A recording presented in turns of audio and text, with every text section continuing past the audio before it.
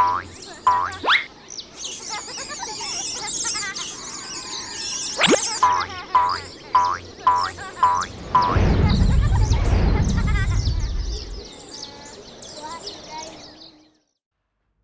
Assalamualaikum warahmatullahi wabarakatuh. Alhamdulillah, wassalatu wassalamu ala rasulillah, ma ba'du.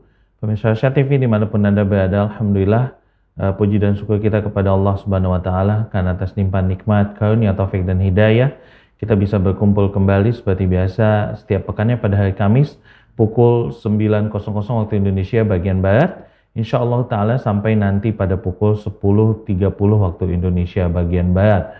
Dan tak lupa semoga salawat dan salam senantiasa tercurah untuk uswasana kita, makhluk termulia yang pernah hidup di atas dunia, Rasulullah Muhammad Sallallahu Alaihi Wasallam, dan semoga salawat itu senantiasa tersambung untuk istri-istri beliau, keluarga-keluarga beliau, sahabat-sahabat beliau, dan juga orang-orang yang teguh memegang dan menjalankan sunnah beliau sampai hari kiamat nanti.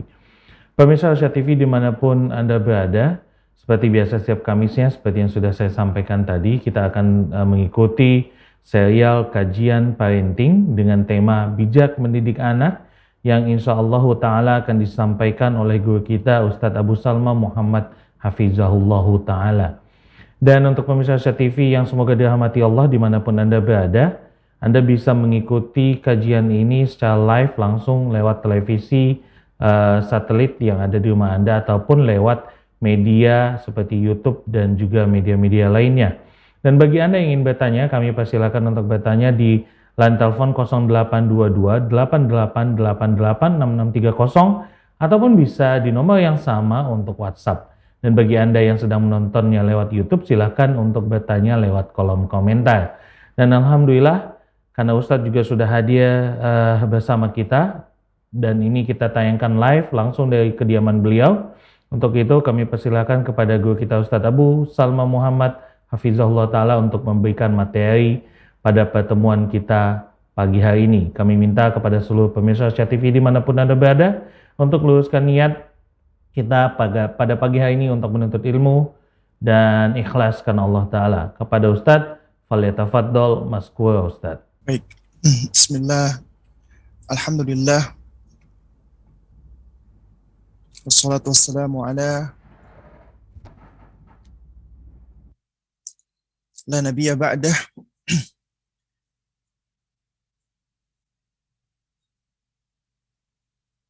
Wassallallahu ala nabiyina al-karim. Allahumma salli ala Muhammad wa ala ali Muhammad kama sallaita ala Ibrahim wa ala ali Ibrahim wa barik ala Muhammad wa ala ali Muhammad kama barakta ala Ibrahim wa ala ali Ibrahim innaka Hamidum Majid. Amma ba'du.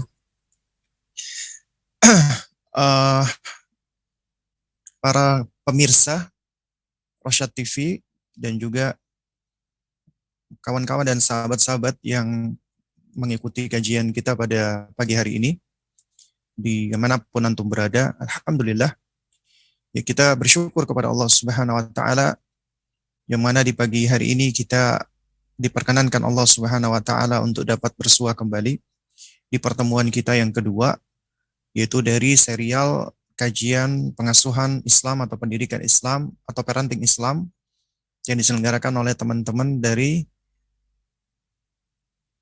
Rosyad TV ya. Dan insya Allah Ta'ala di pagi hari ini ya, kita akan kembali membahas yaitu tentang ya konsep bijak atau hikmah di dalam mendidik anak. Dan hadirin yang dimuliakan Allah, di pertemuan yang lalu kita sudah membahas berkenaan dengan apa peran, fungsi, tugas, dan tanggung jawab kita sebagai orang tua, yang mana ini merupakan bagian mendasar yang harus dipahami oleh kita sebagai orang tua di dalam mendidik anak kita. Dan di antara bentuk hikmah, ya, sebagaimana kita ketahui maknanya adalah yakni wadu'u syai' fi mawdi'ihi atau fi mahallihi, ya, al-munasib atau apa namanya, al-la'iq ya, yaitu meletakkan sesuatu pada tempatnya yang tepat, yang benar, yang sesuai.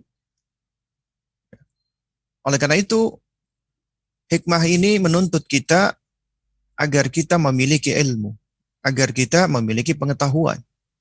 Karena tidak mungkin seseorang dia bisa bersikap hikmah manakala dia tidak memiliki ilmu, manakala dia tidak memiliki pengetahuan.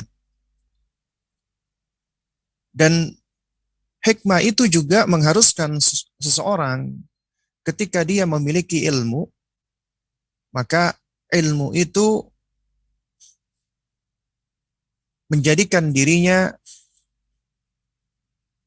bisa bersikap al-lin wa rifq, yaitu lemah lembut. Ya. Nah, karena itu makanya di antara yang disebutkan oleh Al-Hafidz Ibnul Qayyim rahimahullahu taala bahwa hikmah itu memiliki 3 rukun. Rukun pertama adalah ilmu, yang kedua adalah hilmu. Hilmu artinya adalah harus memiliki ketenangan dan kelemah lembutan, ya, atau kesantunan. Lalu kemudian setelah itu adalah al-anatu atau at-ta'anni, yaitu kita bersikap tenang, tidak tergesa-gesa, tidak isti'jalan. Nah, bukanlah orang yang dikatakan dia hikmah apabila dia jahil, tidak memiliki ilmu, ya.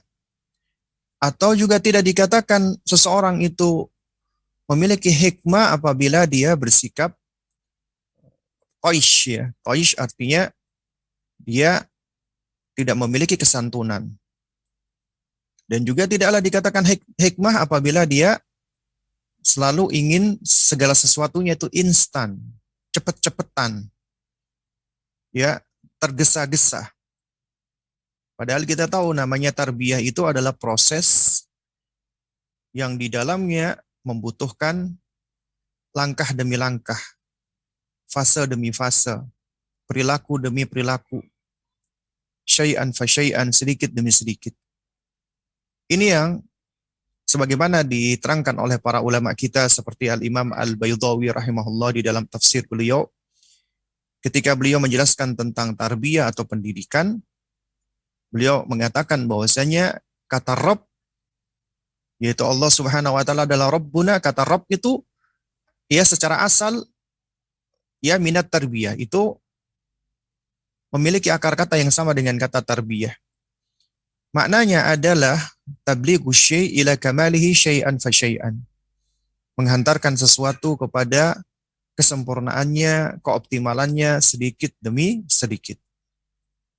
Itulah hikmah. Dan hikmah ini adalah sesuatu yang Allah Subhanahu wa taala karuniakan kepada orang-orang yang Allah kehendaki. Tidak Allah karuniakan kepada setiap orang. Nah, kita bisa tengok misalnya di dalam surat Al-Baqarah ayat 269. Allah Subhanahu wa taala berfirman, "Yu'til hikmata man yasha'u wa man yu'tal hikmata faqad utiya khairan katsira." Allah karuniakan hikmah kepada siapa saja yang Allah kehendaki, sesuai dengan kehendak Allah. Dan siapa yang Allah karuniakan hikmah, maka sungguh dia telah diberikan atau dikaruniakan khairan katsira, yaitu kebajikan atau kebaikan yang banyak yang berlimpah. Jadi hikmah ini menunjukkan khairan katsira, kebaikan yang berlimpah. Nah, karena itu jamaah sekalian, para hadirin Rasyad TV yang dimuliakan Allah Subhanahu wa taala, Allah Azza wa Jalla berikan kepada kita sosok contoh yang bisa kita tiru. Itu diantaranya adalah para nabi dan rasul. Bahkan ada yang juga bukan nabi dan rasul, namun Allah abadikan di dalam Al-Quran. Siapa itu? Luqman. Makanya beliau disebut dengan Luqmanul Hakim. Luqman yang bijak. Luqman yang hikmah. Karena Allah di dalam surat Luqman ayat ke-12, Allah puji beliau dan Allah karuniakan sesuatu yang istimewa, meskipun beliau bukan nabi dan rasul. Allah berfirman, "Walaqad ataina Luqman al-hikmata an ishkur lillah." Dan sungguh telah kami karuniakan kepada Luqman itu hikmah, ya, agar bersyukur kepada Allah Subhanahu wa taala. Baik, para hadirin sekalian yang dimuliakan Allah, jika kita ingin mendidik anak-anak kita, dan kita tahu bahwasanya proses pendidikan ini adalah proses yang panjang. Ini bagian dari ad-da'watu ilallah, dakwah kepada Allah Subhanahu wa taala, dakwah menuju kepada atau menyeru kepada jalannya Allah Subhanahu wa taala. Bahkan pendidikan, apalagi pendidikan anak, itu adalah dakwah yang paling utama. Karena yang namanya dakwah itu haruslah dimulai dari orang-orang yang terdekat kita. Hal ini sebagaimana dalam surat At-Tahrim, di mana Allah Azza wa Jalla berfirman, ya ayyuhalladzina amanu qu anfusakum wa ahlikum nara. Wahai orang-orang yang beriman, jagalah diri kalian dan keluarga kalian dari siksa neraka. Makanya seruan Allah adalah setelah diri kita adalah kepada akrab fa'akrab, orang yang paling dekat dengan kita. Tentunya keluarga kita, pasangan kita, anak kita, dan orang-orang yang ada di dalam rumah kita. Mereka lebih utama untuk kita dakwahi. Nah, oleh karena itu makanya pendidikan itu adalah bagian dari dakwah. Dan dikatakan juga ibadah. Karena ketika kita mendidik, artinya kita sedang mendakwahi anak dan keluarga kita. Oleh karena itu di dalam pendidikan, itu juga mendapatkan fadilah sama dengan dakwah. Ketika Allah Subhanahu wa taala misalnya berfirman, "Wa man ahsana qawlan mimman da'a ila Allah wa 'amila salihan wa qala innani minal muslimin." Siapa gerangan yang ucapannya paling baik, ya? Siapa gerangan yang ucapannya paling ahsan, melebihi daripada orang yang menyeru atau mengajak kepada Allah Subhanahu wa taala dan beramal saleh dan mengatakan sesungguhnya aku termasuk orang-orang yang berserah diri atau muslim. Nah, oleh karena itu makanya jemaah sekalian, kita sejatinya sebagai orang tua, kita itu adalah seorang da'i.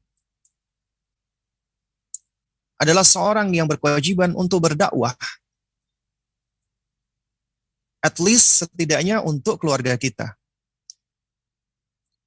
Kita juga adalah seorang ustadz. Minimal untuk anak-anak kita atau keluarga kita atau istri kita. Kita adalah seorang muballigh yang berkewajiban untuk tabligh, menyampaikan, yaitu menyampaikan kebaikan-kebaikan, menyampaikan syariat-syariat Allah Subhanahu wa taala. Kita orang tua juga adalah seorang muallim yang berkewajiban untuk melakukan ta'lim, yaitu mengajarkan ilmu kepada anak-anak kita. Kita juga adalah seorang muaddib, seorang pendidik yang berkewajiban untuk mengajarkan adab-adab yang mulia kepada anak-anak kita. Kita adalah seorang murabbi yang berkewajiban melakukan tarbiyah, yang mana kita harus lakukan dengan sebaik-baiknya dan sebenar-benarnya. Dan jamaah sekalian muliakan Allah Subhanahu wa taala. Ini semua mengharuskan kita harus berpijak kepada ilmu, harus punya ilmunya. Karena apabila kita nggak punya ilmu, apa yang akan kita ajarkan, apa yang akan kita dakwahkan? Bukankah dikatakan di dalam sebuah idiom, ya, faqidu syai' la yu'ti. Orang yang tidak memiliki segala atau apapun, ya, maka dia tidak akan bisa memberi. Karena orang yang nggak punya apa-apa, apa yang akan dia berikan? Nah, karena itu jamaah sekalian dimuliakan Allah, kita berkewajiban untuk berilmu terlebih dahulu. Lalu kemudian juga tidaklah dikatakan orang yang hikmah, orang yang dia memiliki hikmah atau hakim, melainkan dia adalah orang yang mengamalkan ilmunya, mempraktekkan ilmunya. Kenapa demikian? Karena ilmu tidaklah bermanfaat apabila tidak diamalkan. Bukankah yang Allah Subhanahu wa taala hisab nanti di hari kiamat adalah amalan kita? Bukan ilmu kita, amal kita yang Allah hisab. Tapi amalan tanpa ilmu, maka akan menjadi amalan yang tidak benar, amalan yang keliru, amalan yang menyimpang. Karena itu makanya al-ilmu qoblal qawli wal amal. Harus ada ilmunya dulu sebelum berkata dan sebelum berbuat. Manakala seseorang memiliki ilmu, maka dia wajib mengamalkan. Dan tidak boleh beramal kecuali harus punya ilmunya. Ya. Nah, jadi ilmu dan amal ini adalah sesuatu yang harus ada dan berjalan beriringan, tapi harus lebih mendahulukan langkah ilmu terlebih dahulu. Karena ilmu dan amal ini seperti dua kaki kita. Yang mana apabila salah satunya hilang, maka akan pincang. Dan kita akan mudah jatuh, terperosok, terpeleset, dan terjerembab. Jadi, alangkah benarnya, ya, perkataan seorang ulama, kalau saya tidak salah ingat, ini adalah perkataan Syekh Saleh Al-Utsaimin hafizahullah ta'ala, yang mengatakan al-ilmu wal amal kal qadamain. Ilmu dan amal itu seperti dua telapak kaki kita yang harus berjalan bersamaan. Tapi siapa yang mendahulukan langkah ilmu, maka dia akan bisa berjalan dengan baik. Ya. Dan siapa yang mendahulukan langkah amal sebelum ilmu, akan terjerembab biasanya. Karena itu tetap harus mendahulukan ilmu. Lalu setelah itu amal mengikutinya. Ilmu amal, ilmu amal. Dan inilah ya jamaah sekalian yang dimuliakan Allah Subhanahu wa taala, ya, yang menjadi permohonan kita kepada Allah Subhanahu wa taala minimal 17 kali dalam sehari. Kita meminta kepada Allah, ihdinas siratal mustaqim. Tunjukilah kami ya Allah, berikanlah kami hidayah kepada as-sirat al-mustaqim, yaitu jalan yang lurus. Jalan yang tidak bengkok, yang tidak berbelok-belok. Jalannya siapa ini? Yaitu jalannya an'amta alaihim, orang yang engkau berikan nikmat kepada mereka.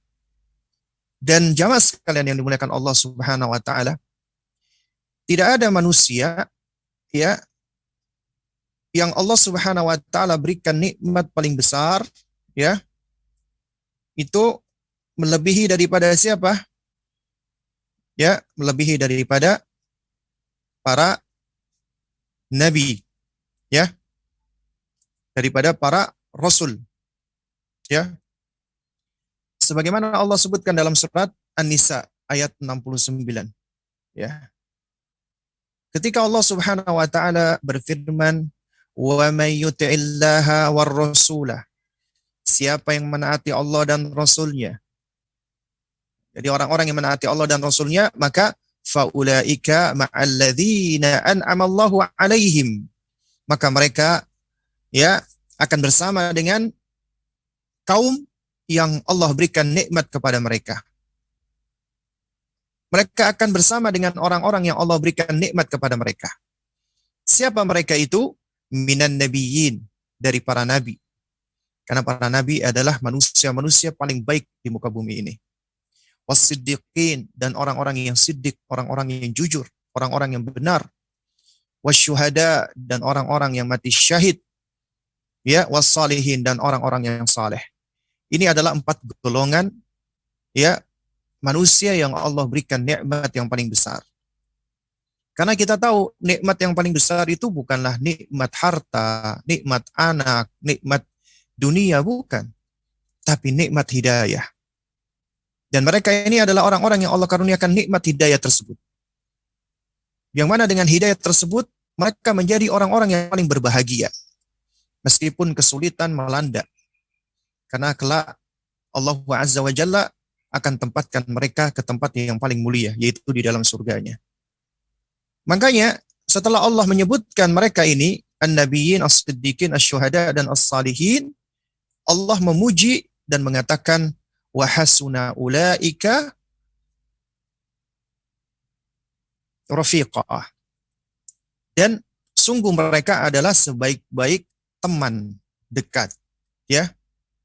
Dzalika al-fadlu min Allah. Inilah fadilah keutamaan dari Allah Subhanahu wa taala. Wa kafa billahi alima. Dan cukuplah Allah Subhanahu wa taala adalah Maha mengetahui segalanya. Nah, jadi ternyata orang-orang yang Allah berikan nikmat, ketika kita minta kepada Allah hidayah agar berada di atas jalan yang lurus, yaitu jalannya orang-orang yang Allah berikan nikmat, artinya adalah jalannya para nabi, jalannya orang-orang siddiqin, jalannya orang-orang syuhada, dan jalannya orang-orang salihin. Dan kita semua bersepakat bahwa manusia yang paling siddiq setelah para nabi dan rasul adalah sahabat nabi, terutama Abu Bakar, Abdullah ibn Abi Quhafa radhiyallahu taala anhu. As-Siddiq, Siddiqul Ummah. Sehingga mengikuti jalan beliau adalah jalan yang lurus. Ya. Dan juga kita tahu ya, para syahid pertama kali adalah mereka para sahabat Nabi, khususnya Ahlul Badar. Sehingga mengikuti ya jalan mereka adalah jalan hidayah. Dan juga kita tahu manusia yang paling soleh setelah para nabi dan rasul adalah para sahabat Nabi. Sehingga ketika kita berdoa meminta kepada Allah di dalam surat Al-Fatihah ini, itu sebenarnya mengandung makna agar kita diberikan jalan petunjuk mengikuti jalannya manusia-manusia terbaik, yaitu para nabi dan rasul dan para sahabat Nabi ridwanullah alaihim ajma'in. Dan kita tahu manusia yang terbaik setelah para nabi dan rasul adalah sahabat, kemudian tabi'in, kemudian tabi'ut tabi'in. Mereka adalah para generasi salafun salih. Sehingga mengikuti jejak mereka, metode mereka, manhaj mereka di dalam segala hal termasuk di dalam mendidik anak adalah kemuliaan, kesuksesan, dan keberhasilan. Dan itu adalah hikmah yang besar. Dan ketika kita minta hidayah ini, kita juga ya meminta kepada Allah jalan yang lurus itu bukanlah jalannya al-maghdubi alaihim, mereka yang dimurkai Allah, Yahudi, waladhdallin, dan bukan jalannya orang-orang yang tersesat, Nasrani. Kenapa Yahudi itu dikatakan al-maghdubi alaihim dan Nasrani dikatakan ad-dhalin? Para ulama menerangkan karena Yahudi mereka adalah orang-orang yang punya ilmu tapi enggan mengamalkan ilmunya.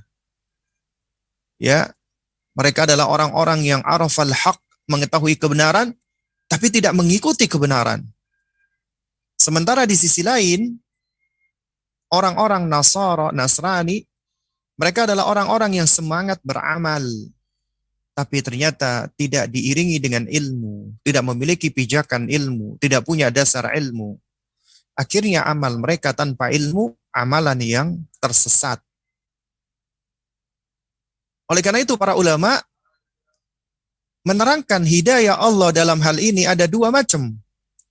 Hidayatu ilal ilmi wa hidayatu ilal amali. Hidayah kepada ilmu dan hidayah kepada amal. Ternyata ada mereka-mereka yang Allah berikan hidayah ilmu, ada.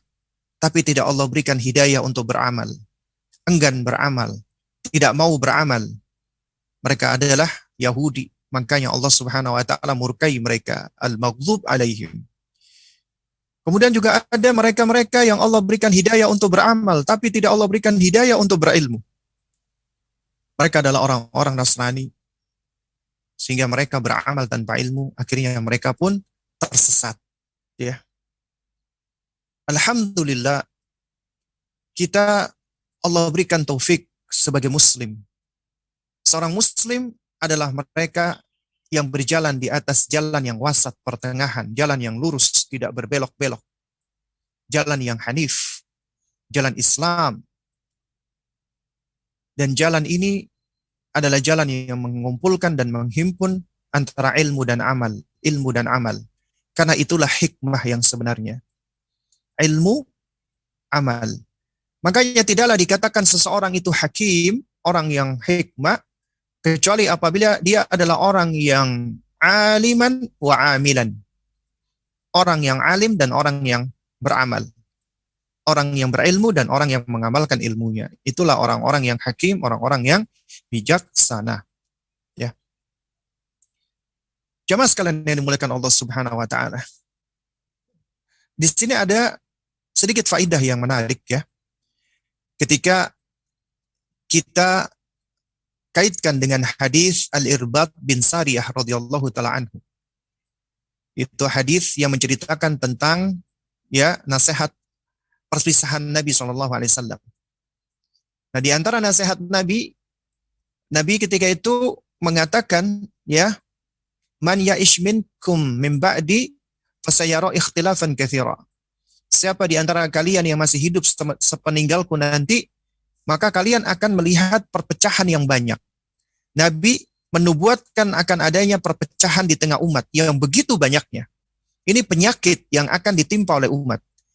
Tapi Nabi adalah Nabi yang mulia, manusia yang mulia, yang begitu pemurah dan penyayang dengan umatnya. Ketika Nabi menjelaskan ada suatu penyakit, maka Nabi berikan juga obatnya. Ketika Nabi menyebutkan suatu problem, permasalahan yang akan menimpa umat, Nabi sudah memberikan solusinya. Tinggal kita mau tidak mengambil solusinya. Apa solusinya? Nabi berikan dua hal, targhib dan tarhib. Yaitu motivasi dan ancaman, dorongan dan ancaman. Inilah mau'idhah. Karena Nabi memberikan mau'idhah, memberikan nasihat. Sebagaimana kata Syekh Muhammad ibn Shalih al-Utsaimin rahimahullah, yang namanya mau'idhah adalah ma minal kalami fihi targhibun wa tarhibun. Perkataan yang di dalamnya mengandung motivasi dan ancaman. Targhib dan tarhib. Dan motivasi dan ancaman Nabi ini adalah ya solusi dari problematika yang disampaikan oleh Rasulullah ketika terjadinya perpecahan yang banyak. Apa kata Nabi SAW? Fa'alaikum bisunnati was sunnati al-khulafa ar-rashidin al-mahdiyyin. Addu 'alaiha bin nawajid. Kata Nabi SAW, ya, maka berpeganglah dengan sunnahku dan sunnahnya para khalifah yang rasyid lagi mahdi. Yang lurus lagi mendapatkan petunjuk dari Allah. Dan gigit sunnah tersebut dengan gigi geraham kalian. Kalau kita perhatikan, Nabi menyebutkan ada dua sunnah. Sunnah Rasulullah dan sunnahnya para khalifah yang lurus lagi mendapatkan petunjuk. Tapi di frasa berikutnya Nabi mengatakan, addu 'alaiha, gigitlah sunnah tersebut.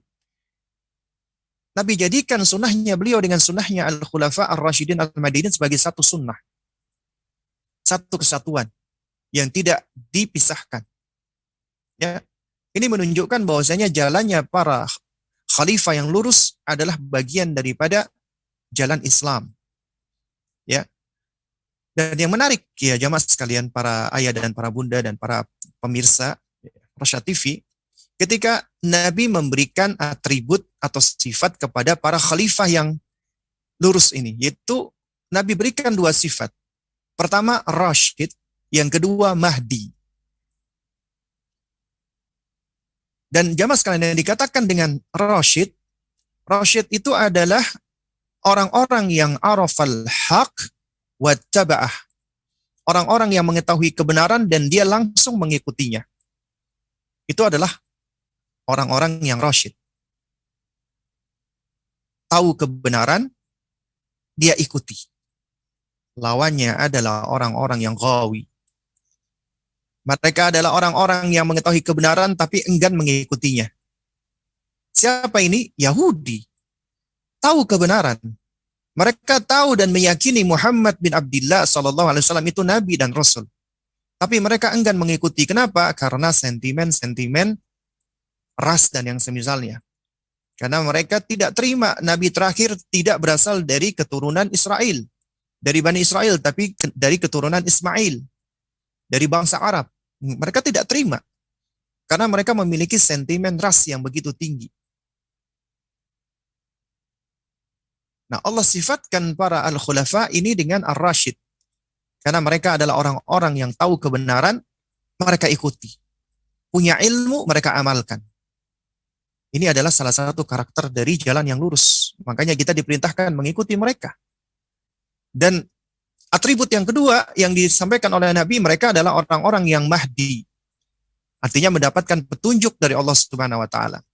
Allah berikan hidayah kepada mereka untuk mengamalkan ilmu mereka, untuk mengikuti kebenaran. Lawannya adalah orang-orang yang tersesat, yang dhal. Karena orang-orang yang dhal tidak mendapatkan hidayah dari Allah. Makanya para khulafa ini disebut dengan Al-Mahdi.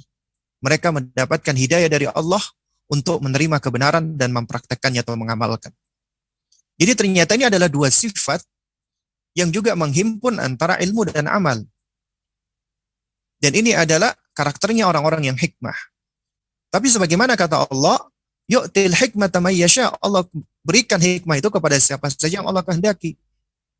Tidak kepada setiap orang ternyata Allah berikan. Karena ini adalah menyangkut tentang hidayah Allah. Taufik dari Allah, karunia dari Allah. Allah tidak berikan kepada semua orang, hanya kepada orang-orang yang Allah kehendaki. Tapi ternyata ada sebab. Artinya kita bisa mencari dan mengambil sebab agar Allah berikan hidayah taufik tersebut. Karena kemampuan kita adalah ikhtiar, berusaha. Dan sebab-sebab itulah yang insya Allah bisa menjadikan kita orang yang hikmah. Baik, jamaah sekalian yang dimuliakan Allah Subhanahu wa taala, ya. Ketika kita berbicara tentang hikmah, maka di situ ada karakteristik daripada hikmah, ya, yang perlu kita pahami. Nah, di antaranya yang paling baik adalah apa yang disebutkan oleh Al-Hafidz Ibnul Qayyim rahimahullahu ta'ala. Beliau menerangkan hikmah itu adalah fi'lun mayambagi.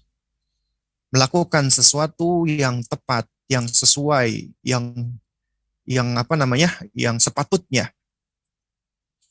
Alal wajhil ladzi yanbaghi, dengan metode yang juga sesuai atau tepat. Fil waqtil ladzi yanbaghi, juga di waktu yang juga tepat. Jadi di sini kita bisa mengambil pelajaran ada 3 sifat hikmah yang disebutkan oleh Al-Hafidz Ibnul Qayyim rahimahullah. Yang ini yang harusnya kita pahami kemudian bisa kita belajar untuk mempraktekannya. Apa itu yang pertama? Adalah fi'lun mayambagi. Melakukan sesuatu itu dengan benar, dengan tepat, sesuai, dan sepatutnya serta selayaknya. Dan ini tidak mungkin ya jamaah sekalian bisa kita lakukan kecuali harus berpijak dengan ilmu yang benar. Dan ilmu yang benar tidak lain dan tidak bukan adalah Al-Quran dan Sunnah. Artinya kita harus memiliki ilmu, memiliki hujjah, memiliki dalil. Nggak mungkin kita bisa melakukan sesuatu yang kita lakukan itu benar tanpa ilmu. Dan ini mengharuskan kita sekali lagi berilmu. Ya, kita harus tahu ilmunya. Kita harus tahu apa yang kita sampaikan. Kita harus tahu apa yang kita lakukan. Lalu kemudian alal wajhil ladzi yanbaghi, yaitu dengan cara atau metode yang tepat atau benar. Ini menunjukkan bahwasanya melakukan sesuatu yang benar, ya, itu juga harus dilakukan dengan cara yang benar. Harus ada metodenya, harus ada thariqahnya, harus ada manhajnya, harus ada kurikulumnya, harus ada caranya. Dan cara, metode, dan manhaj ini haruslah yang tepat, yang terarah, dan sesuai. Ini menunjukkan hikmah itu adalah sesuatu yang menuntut adanya metode, cara, kurikulum. Lalu kemudian, fil waqtil ladzi yanbaghi, di waktu atau momen yang juga tepat atau benar. Artinya, harus tepat waktunya, harus sesuai momennya, dan harus ya melihat ya sesuatunya itu apakah sesuai dengan kondisinya atau tidak gitu loh. Ini adalah 3 sifat karakter hikmah, ya. Nah, oleh karena itu jamaah sekalian yang dimuliakan Allah Subhanahu wa taala, ya. Sungguh alangkah baiknya apa yang diucapkan oleh ya Al-Allamah Asy-Syaikh Shalih Fauzan Al-Fauzan, ya, di dalam salah satu muhadharah beliau, ya, ceramah beliau, ya, tentang masalah tatarruf ya, tentang masalah sifat-sifat ekstremisme, lalu kemudian beliau sempat menerangkan tentang hakikat daripada hikmah. Nah, di antaranya yang beliau sampaikan adalah idza kana qaulul haq fi ghairi mahalli wa fi ghairi waqtih wa bir uh, ya idza kana qaulul haq, apabila ucapannya itu benar, ya, apabila perkataan kita itu benar tapi fi ghairi mahalli, tapi disampaikan di tempat yang tidak benar, artinya di tempat yang salah, wa fi ghairi waqtihi, atau disampaikan di waktu yang juga salah atau keliru, dan juga dikatakan wa bi ghairil uslubil munasib, dan juga disampaikan dengan cara-cara yang tidak sepatutnya, fa innahu yusabbibu mafsadatan, maka ini akan lebih ya lebih lebih menyebabkan terjadinya kerusakan, cenderung merusak. Jadi perkataan kita ini benar nih, artinya kita punya ilmunya, kita ingin menyampaikan Al-Quran, kita ingin menyampaikan hadis Nabi SAW. Tapi kalau kita sampaikan di tempat yang salah, di tempat yang keliru, di tempat yang tidak sepatutnya, kita misalnya menyampaikan perkataan itu, ya, ataupun juga ya kita sampaikan di waktu yang juga tidak tepat, di momen yang juga kurang pas, atau kita sampaikan dengan cara-cara yang tidak pas, maka ini akan lebih cenderung menyebabkan kerusakan, tidak hikmah, ya. Nah, jadi jamaah sekalian yang dimuliakan Allah Subhanahu wa taala, ya. Yang dimaksud dengan hikmah, ya, ini juga yang disebutkan oleh Al-Allamah Syekh Shalih Fauzan Al-Fauzan, adalah idza kana qaulul haq fi mahallihi wa fi waqtihi wa bil uslubil munasib fa innahu minal hikmatil 'aliyah. Apabila seseorang itu mengucapkan perkataan yang benar, disampaikan di tempat yang benar, disampaikan di waktu yang benar, disampaikan dengan cara yang benar, maka itu adalah hikmah yang tinggi. Maka itu adalah hikmah yang ya yang tinggi, yang aliyah, ya. Nah, jadi di sini ada suatu kaidah, ya, yang sangat menarik sekali, yang berbunyi, ya, laisa kullu ma yu'raf yuqal. Tidak mesti semua yang kita ketahui harus disampaikan saat itu juga, maksudnya. Jadi nggak mesti semua yang kita tahu harus disampaikan. Nah, namun sebaliknya, setiap apa yang akan kita sampaikan, kita harus punya ilmunya. Kita harus tahu nih, kita mau menyampaikan apa. Tapi tidak mesti semua yang kita tahu harus kita sampaikan. Ya.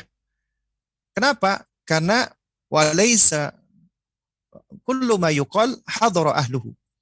Karena tidak semua yang disampaikan itu audiensnya tepat untuk mendengarkannya.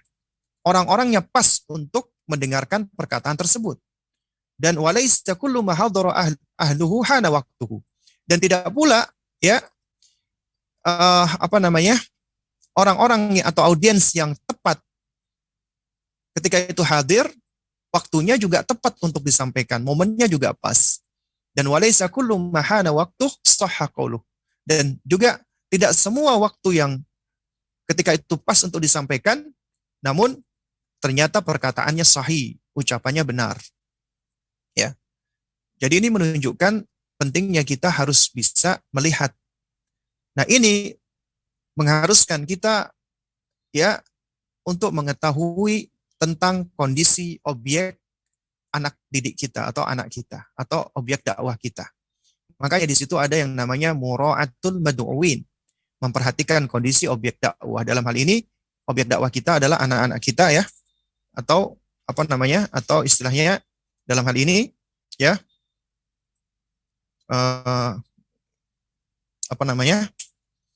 adalah anak-anak didik kita. Baik. Jemaah sekalian yang dimuliakan Allah Subhanahu wa taala, ya.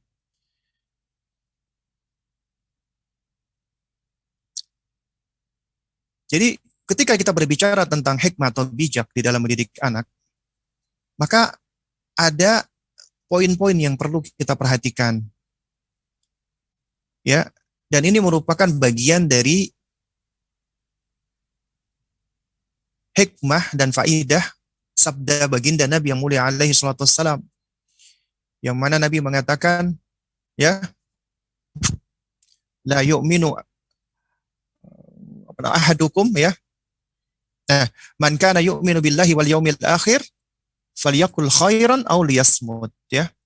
Barang siapa yang beriman kepada Allah dan hari akhir, maka hendaknya dia berkata baik atau dia diam.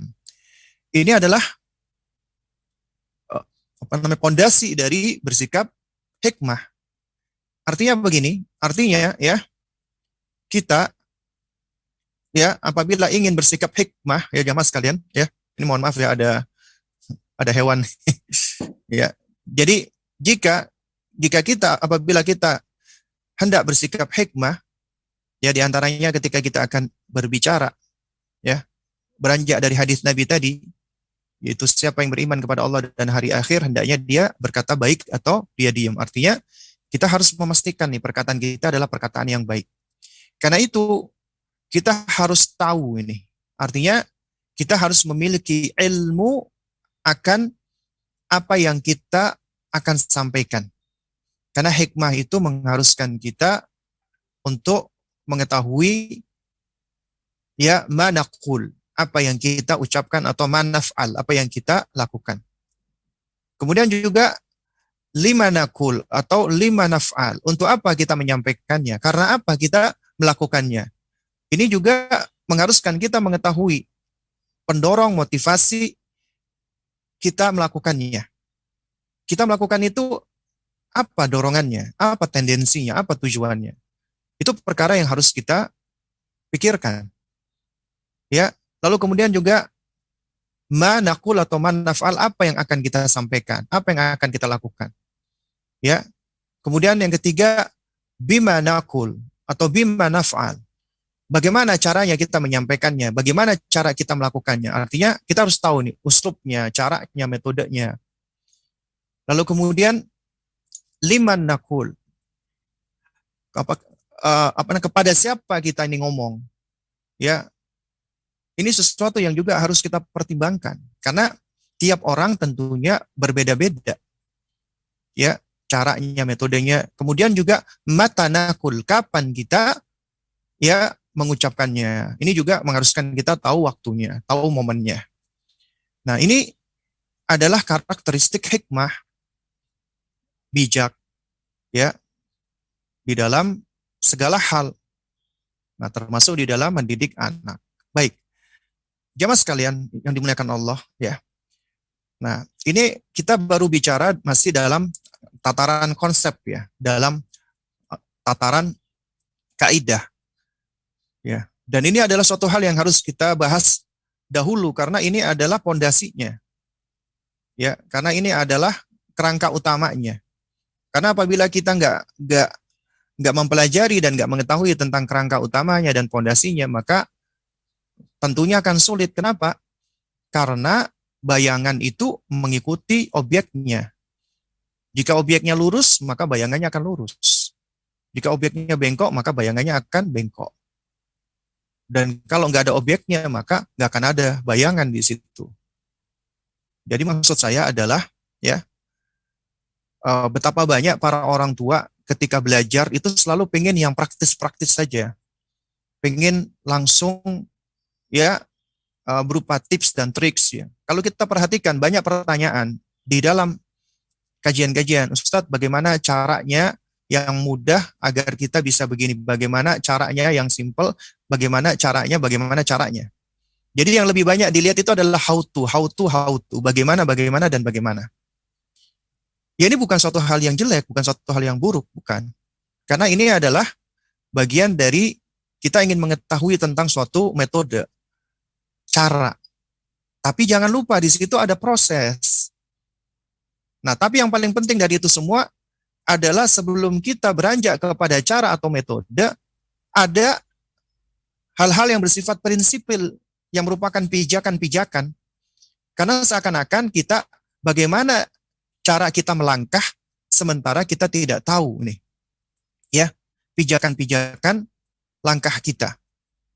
Jadi kita tahu belajar bagaimana caranya melangkah, tapi kalau kita nggak tahu pijakan-pijakannya, tetap akan berbahaya, kita akan jatuh.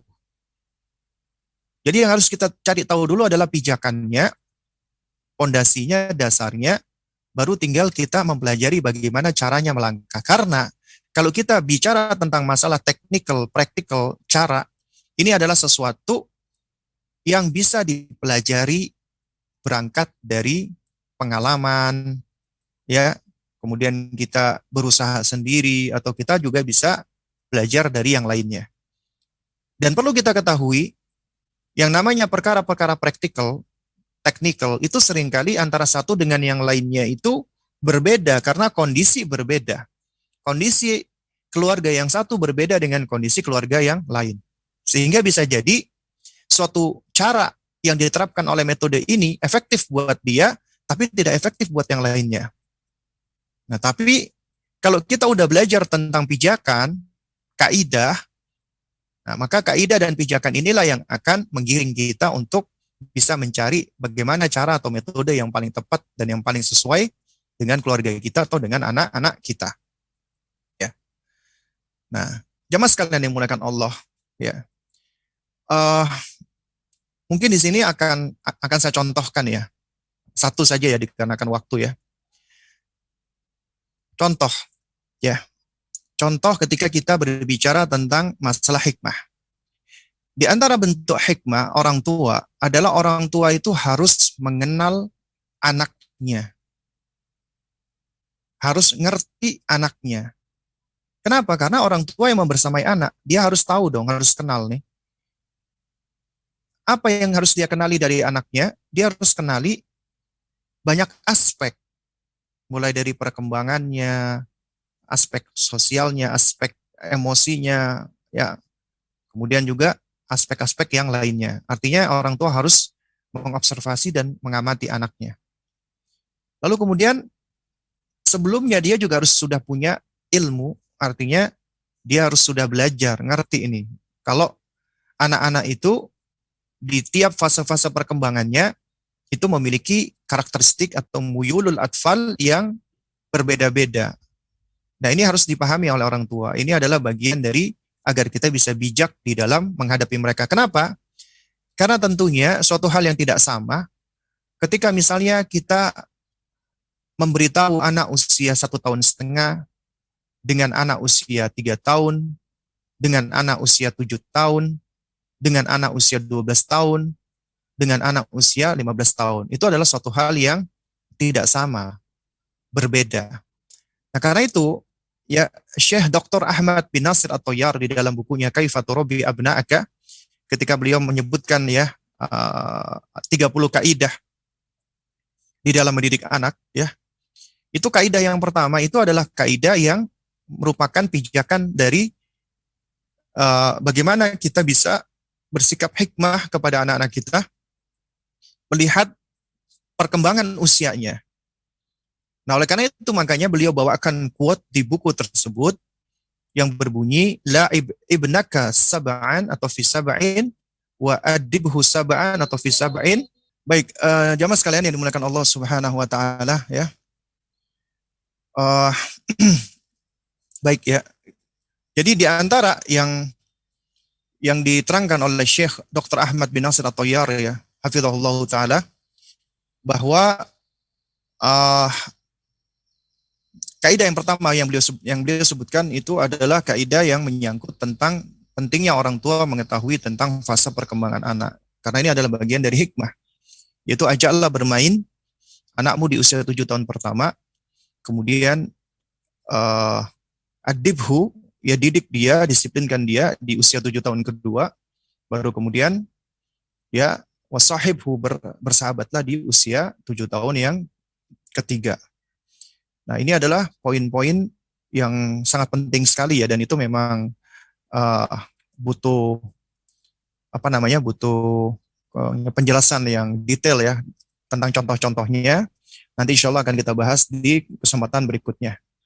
Baik, jamaah sekalian yang dimuliakan Allah, para pemirsa Rosyad TV ya, dan mohon maaf ini barusan tadi saya kurang tahu ya pada masalah teknis atau apa tadi kok tiba-tiba speaker saya azan ya. Ya. Baik, mungkin untuk berikutnya waktu dan tempat saya serahkan kembali kepada pembawa acara kita atau host kita. Ya, silakan Bang. Ya. Baik,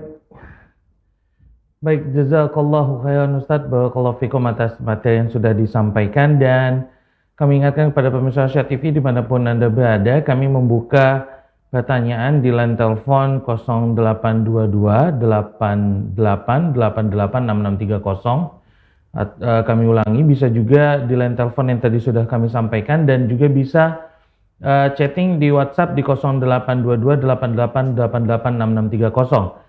Dan mungkin yang saat ini sedang menyaksikan lewat YouTube juga bisa bertanya lewat kolom komentar. Baik, baik, ini ada pertanyaan Ustadz. Assalamualaikum Ustadz, izin bertanya. Ustadz,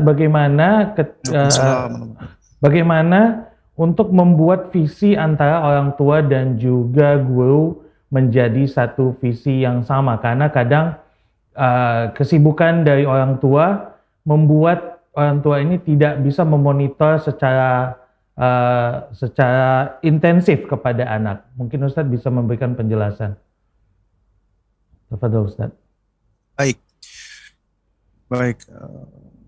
Barakallahu fik ya. Ini kalau boleh sedikit saya luruskan ya, suatu hal yang kurang tepat apabila ketika kita sudah menyekolahkan anak baru kemudian kita membahas visi, apalagi dengan lembaga pendidikan, bagaimana cara kita membuat visi yang sama. Ini adalah, kalau boleh saya katakan, langkah yang kurang tepat. Kenapa? Karena sebelum kita memilihkan sekolahan buat anak kita, kita harus sudah melihat visinya dulu dong. Pertama, visi kita sebagai orang tua. Dan itu adalah menjadi standar kita untuk mencarikan lembaga pendidikan buat anak kita yang harus sesuai dengan visi kita. Bukan sudah kita sekolahkan dulu, baru kemudian kita bahas visi. Karena tiap sekolahan pasti punya visi. Dan nggak bisa kita tiba-tiba ujuk-ujuk di tengah jalan kita membahas visi dengan mereka.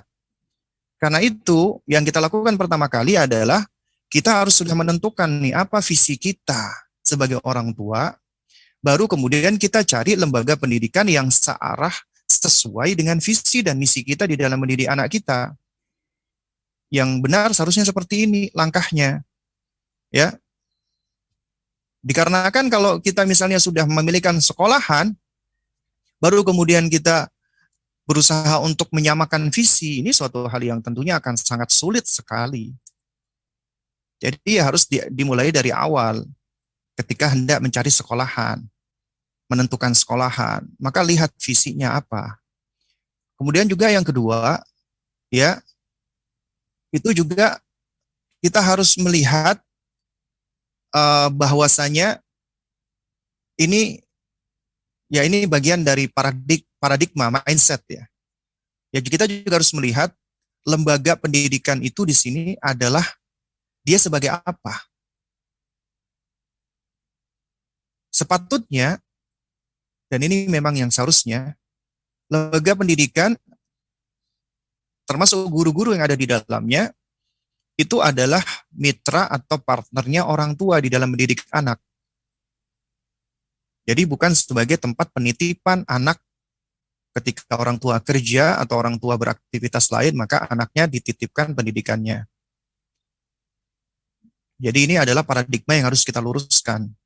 Dan juga kita bisa melihat ini, paradigma dari sekolah ini adalah apa? Adalah sebagai tempat penitipan anak atau memang tempat pendidikan anak yang seharusnya memang bermitra dengan orang tua. Kalau tidak ada partnership, kemitraan, itu biasanya akan banyak masalah, akan banyak problem. Ya, ima orang tuanya abai atau cuek, ya biasanya ini yang paling banyak, dan juga banyak menuntut, banyak menyalah-nyalahkan lembaga pendidikan. Juga demikian, akhirnya lembaga pendidikan akan menjadikan lembaganya itu sebagai industri pendidikan. Pendidikan dijadikan sebagai industri. Ya, industri dalam rangka untuk, ya kita tahu yang namanya industri adalah dalam rangka untuk mencari ya benefit, profit, keuntungan duniawi. Padahal kita tahu anak-anak kita ini bukanlah suatu produk seperti produk industri, tidak. Ya. Dan kalau sudah menjadi industri seperti ini, maka tentunya akad kerjasama kita, orang tua dengan sekolah adalah akad transaksional.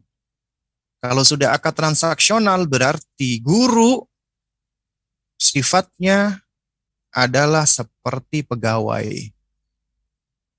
Akhirnya yang namanya pemuliaan terhadap guru itu hilang atau berkurang. Nggak lagi begitu dihargai. Makanya jangan heran kalau di zaman now ini, ya, itu guru ngasih tahu anak, memberi hukuman anak dalam rangka untuk pendidikan. Yang marah siapa? Orang tuanya. Orang tuanya malah datang ke sekolah, ngomel-ngomelin gurunya. Ini anak saya mulai dari kecil nggak pernah saya marahi. Anda ini siapa tiba-tiba marah-marahin anak saya sampai nangis? Ini kenapa? Karena memang sudah beda.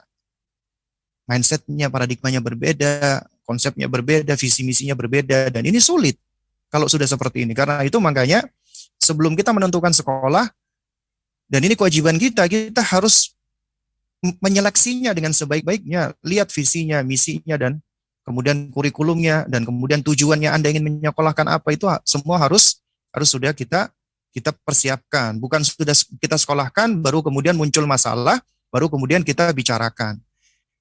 Nah, kalau yang kita bicarakan adalah masalah-masalah yang berkaitan dengan teknis, ya, masalah-masalah metode, nah ini mungkin masih mungkin. Tapi kalau larinya ke visi, ini adalah suatu hal yang sangat sulit sekali. Wallahu a'lam bishawab. Baik, Ustadz, jazakallahu khairan Ustadz, barakallahu fikum atas jawabannya. Baik Ustadz, ini ada pertanyaan berikutnya di WhatsApp kami, redaksi. Dan kami ingatkan kembali bagi Anda yang ingin bertanya, silakan untuk menelpon di line telepon 0822 8888 6630 dan nomor yang sama bisa juga untuk WhatsApp. Dan silakan juga yang saat ini mungkin sedang menyaksikan lewat YouTube untuk bisa komentar di kolom komentar ya, ingin bertanya pertanyaan yang ingin disampaikan kepada guru kita Ustadz Abu Salma Muhammad Hafizullah Ta'ala. Baik Ustadz, ini ada pertanyaan berikutnya. Ustadz, adakah amalan atau perlakuan khusus yang perlu dilakukan oleh seorang suami ketika istri sedang hamil dengan harapan agar anak bisa menjadi generasi unggul, soleh dan soleha? Tafadhol Ustadz. Ada pastinya. Dan yang kita tahu ya jemaah sekalian, ya, pendidikan anak itu sebenarnya dimulai dari semenjak kita masih jomblo. Kita mulai dari memperbaiki diri kita, mensolehkan diri kita. Kemudian kita mencari pasangan yang soleh atau soleha. Lalu kemudian Allah karuniakan anak kepada kita masih berada di dalam rahim istri kita. Ini masih dalam fase janin, ya. Dan fase janin ini itu memiliki bonding attachment yang kuat dengan ibunya. Karena itu tugasnya seorang ayah ketika istrinya lagi hamil adalah memberikan ketenangan, ketentraman, kedamaian, perhatian, cinta kasih yang ekstra kepada istrinya dan banyak bersabar kepada istrinya. Karena wanita yang hamil itu berat ya jamaah sekalian. Mengandung itu berat. Itu menguras tenaga, pikiran, emosi. Jadi jangan heran kalau tiba-tiba ya istri ketika hamil itu kok tiba-tiba nangis sendiri, kemudian sensitifnya luar biasa. Maka ini tugas kita sebagai suami harus ngertiin. Kita harus lebih mempedulikan dan harus lebih bersabar.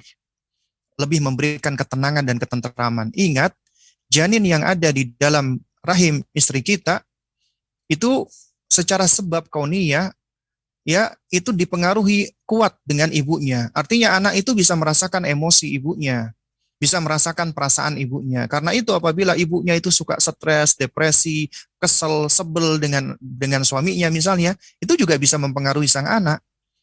Karena mereka itu ya berada di dalam satu tubuh. Artinya anak itu bertumbuh di dalam tubuh ibunya. Karena itu tugas kita sebagai suami adalah lebih memberikan ekstra perhatian. Ya.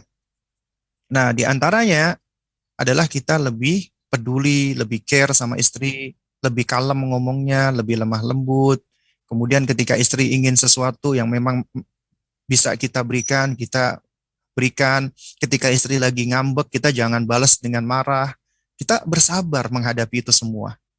Ya, berikan ketenangan, ketentraman, ya, kedamaian kepada istri. Itu adalah ah, amalan yang bisa dilakukan oleh suami.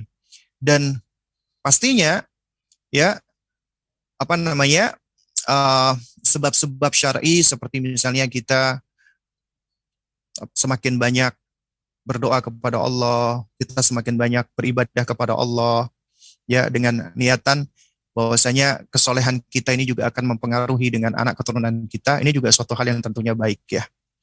Dan juga manakala kita juga semakin memperkuat bonding kita, attachment kita, ya, atau alaqah kita dengan Allah Subhanahu wa taala, maka tentunya ini juga akan menjadi sebab Allah akan membantu kita di dalam menguatkan alaqah atau bonding dengan istri kita dan juga termasuk dengan anak-anak kita.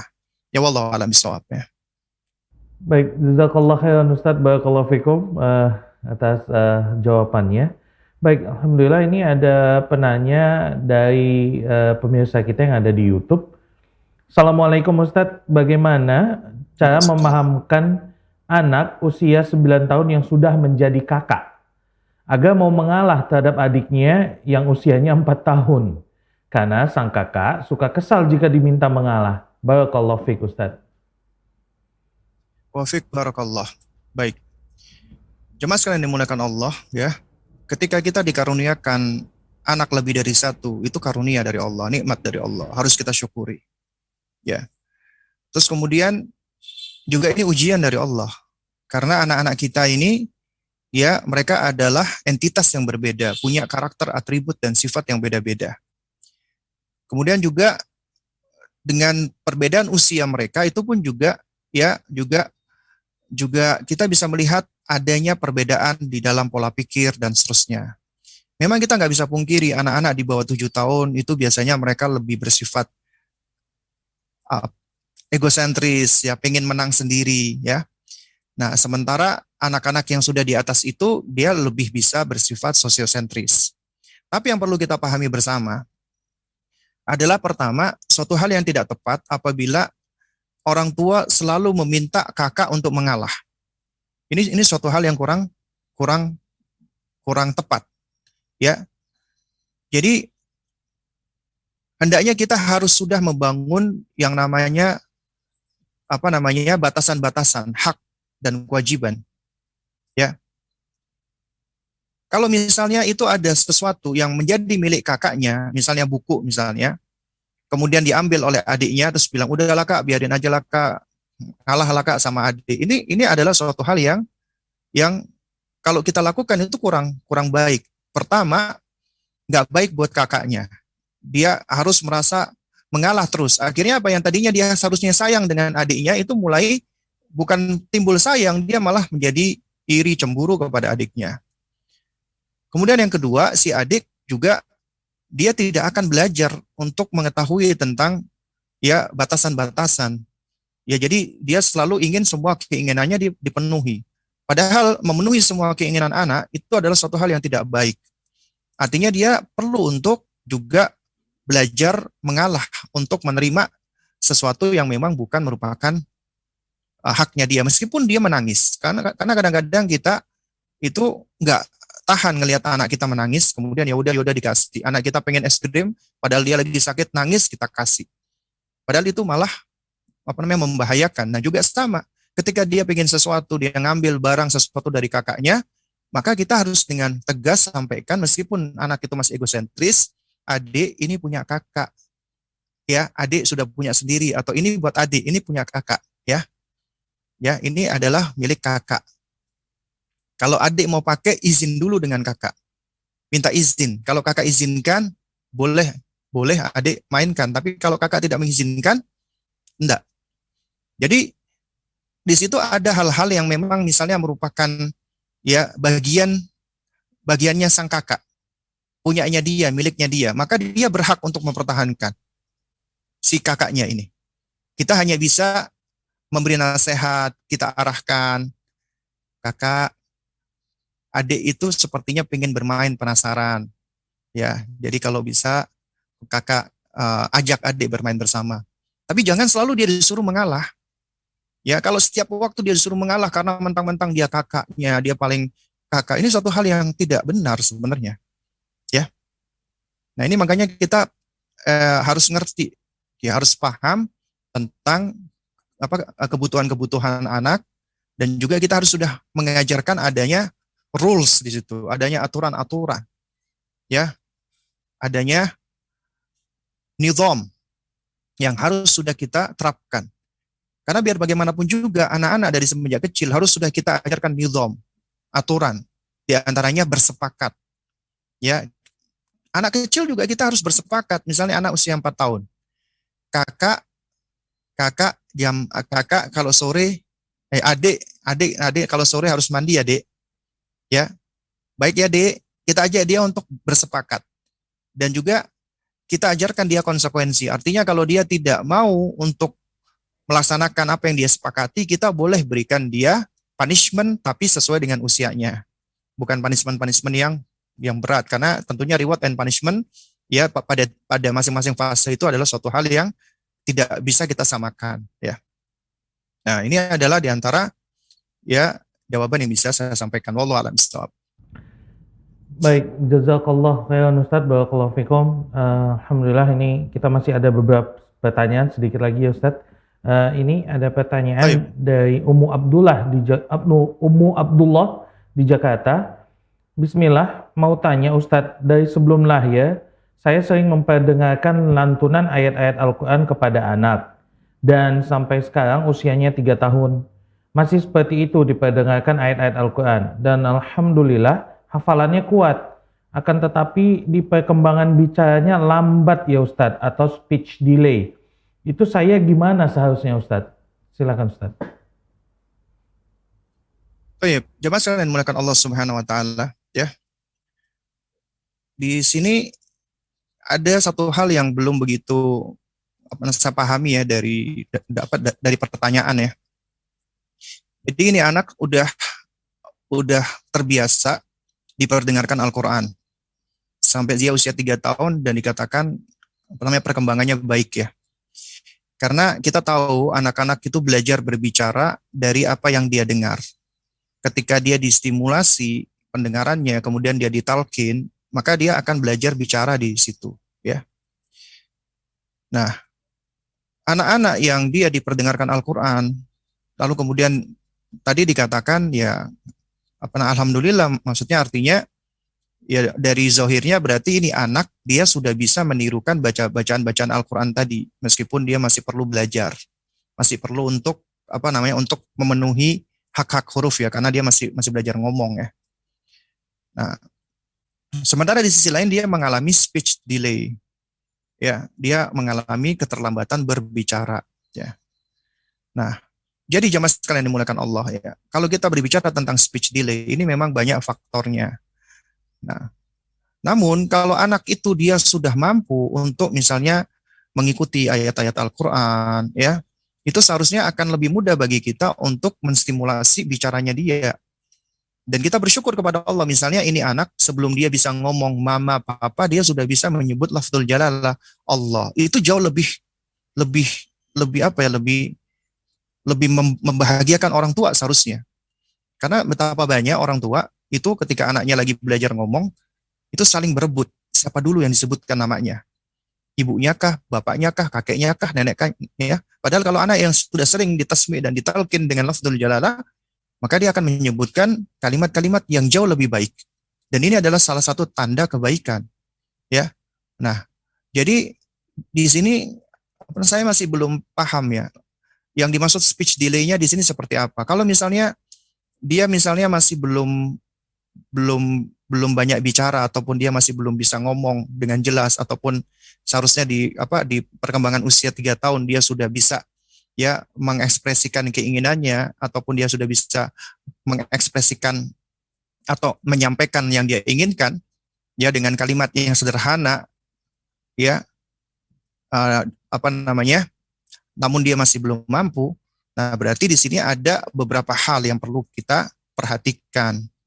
Yang pertama, bisa jadi kita ternyata terlalu overstimulus, menstimulasi terlalu berlebihan kepada anak-anak usia dini dalam masalah perkembangan berbicara. Ya, nah di antara contohnya adalah ketika anak-anak di usia dini itu mereka ya maksud saya keluarga atau orang tuanya atau orang di sekelilingnya itu sudah berbicara dengan berbagai macam bahasa. Padahal seharusnya anak-anak ini cukup dibiasakan dengan bahasa ibunya sampai dia mampu untuk menyampaikan gagasan dia, perasaan dia, keinginan dia dengan bahasa ibu, maka dia siap untuk belajar bahasa lainnya. Nah, tapi bisa jadi ada orang tua yang anak ini diajarkan berbagai macam bahasa. Ya, akhirnya apa? Akhirnya alih-alih dia malah memiliki kemampuan berbahasa, malah mengalami speech delay karena dia anak mengalami confuse ya, karena skema-skema apa namanya dari perkembangan bahasanya itu adalah tidak utuh di situ ya. Atau yang kedua bisa jadi karena memang kurang stimulasi ya, kurang stimulasi dari orang tuanya ya, agar mereka distimulasi untuk berbicara dan menyampaikan keinginan dia. Dan ini memang ada cara-caranya ya, ada hal-hal yang harus dilakukan oleh orang tua apabila misalnya ditengarai anak mengalami speech delay. Kalau usianya masih usia 2 tahun, 3 tahun, atau di bawah 4 tahun, maka kita nggak usah terlalu khawatir. Jadi ya kita tetap harus ya optimis, berbaik sangka, dan ikhtiar kepada Allah Subhanahu wa Ta'ala. Ya, karena kemampuan berbahasa adalah sesuatu yang sudah Allah karuniakan kepada manusia, ya meskipun mungkin tiap anak berbeda-beda, dan meskipun memang sudah ada standar umum ya, biasanya anak-anak di usia sekian harus sudah bisa bicara seperti ini dan seperti ini ya. Nah, jadi intinya kita terus saja berusaha, dan juga kita harus lebih berusaha untuk memahami si anak tadi. Artinya ya kadang-kadang anak-anak yang dia belum mampu untuk mengekspresikan keinginannya itu akan mempengaruhi sisi emosinya juga. Karena banyak yang terjadi, anak-anak yang bicaranya masih belum jelas, juga termasuk speech delay, itu biasanya mudah tantrum biasanya. Kenapa?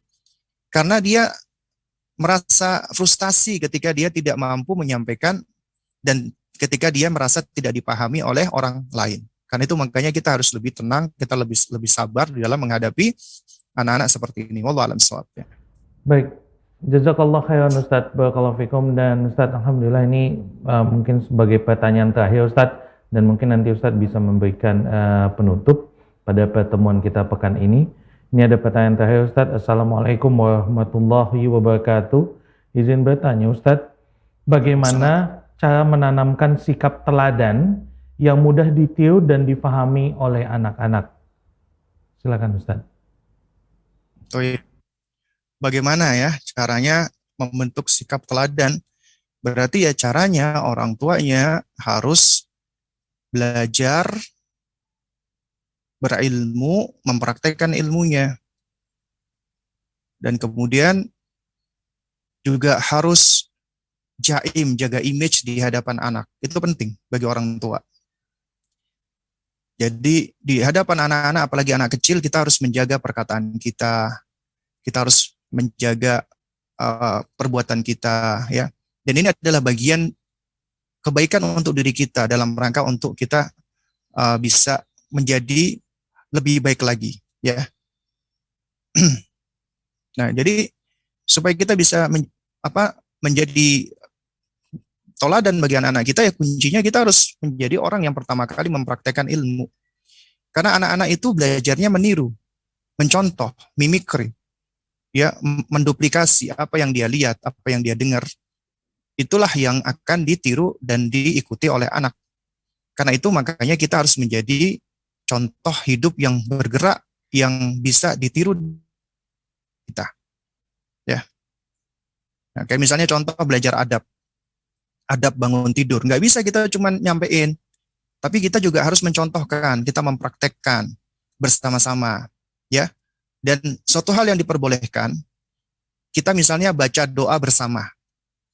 Itu dalam rangka pendidikan, dalam rangka ta'lim boleh. Misalnya ketika kita ngajarin sholat, ya, atau kita ngajarin zikir, kita baca berbareng-bareng, kita baca bersama-sama.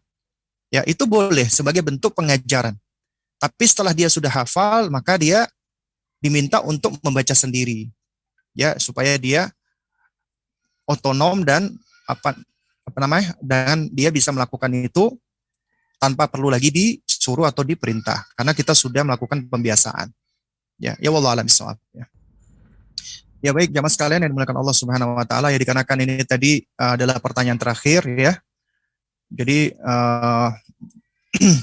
mudah-mudahan yang sedikit ini bisa memberikan manfaat ya untuk kita semua.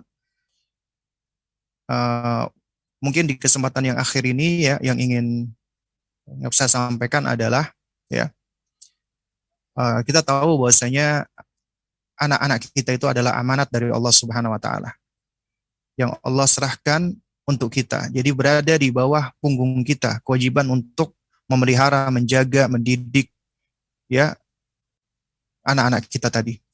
Ya. Nah, oleh karena itu ya, orang tua yang amanah adalah mereka yang melaksanakan amanah dari Allah Subhanahu wa taala ini dengan sebaik-baiknya dan dengan sebenar-benarnya.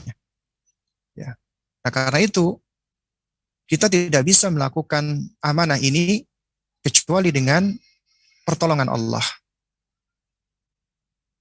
Sehingga ini mengharuskan kita untuk banyak beristi'anah kepada Allah, memohon pertolongan kepada Allah, berdoa kepada Allah, meminta tolong kepada Allah.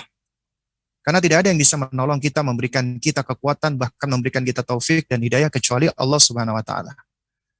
Nah, jadi di antara sebab keberhasilan seorang hamba dan di antara sebab ikhtiarnya dia adalah dia berdoa kepada Allah, memohon kepada Allah agar Allah berikan dia ilmu yang bermanfaat, agar Allah berikan dia taufik untuk mengamalkan ilmunya, agar Allah bisa jadikan dia sebagai uswah, qudwah, teladan bagi anaknya, agar Allah istiqomahkan dia di atas agama yang lurus ini, agar Allah memberikan pula hidayah dan taufiknya kepada anak-anaknya, agar Allah menjadikan anak keturunannya anak-anak yang soleh. Nah, karena itu makanya ini tidak lepas dari doa. Kita berdoa kepada Allah, memohon kepada Allah, cari waktu-waktu yang mustajabah. Mudah-mudahan yang sedikit ini bisa memberikan manfaatnya. Kurang lebihnya saya mohon maaf jika ada hal-hal yang kurang berkenan. Ya, untuk penutup ya, waktu dan tempat saya serahkan kembali kepada Bang Jiang selaku moderator atau pembawa acara kita. Baik Ustaz, jazakallah khairan barakallahu fikum atas semua materi yang sudah disampaikan pada pertemuan kita pekan ini dan juga atas semua jawaban-jawaban yang diberikan kepada pertanyaan-pertanyaan oleh pemirsa Syar TV yang hari ini menyimak kajian serial parenting kita, serial kajian parenting dengan tema bijak mendidik anak. Baik pemirsa Syar TV dimanapun Anda berada, kembali kami mengingatkan bahwasanya kita masih punya banyak program spesial pada hari ini. InsyaAllah ta'ala nanti pada pukul 13.30 waktu Indonesia bagian Barat, kita akan sama-sama mengikuti Fikih Asmaul Husna bersama guru kita Ustadz Abu Yahya Badussalam hafizallahu ta'ala. Dan juga kajian sore nanti ada fatwa seputar anak. Dan nanti kami akan informasikan program-program unggulan lainnya di Rosyad TV, Saluran Dakwah Keluarga Islami. Baik, kita tutup pertemuan kita pada pagi hari ini dengan doa kafaratul majlis. Subhanakallahumma wabihamdika, asyhadu an la ilaha illa anta, astaghfiruka wa atubu ilaik. Wassalamualaikum warahmatullahi wabarakatuh.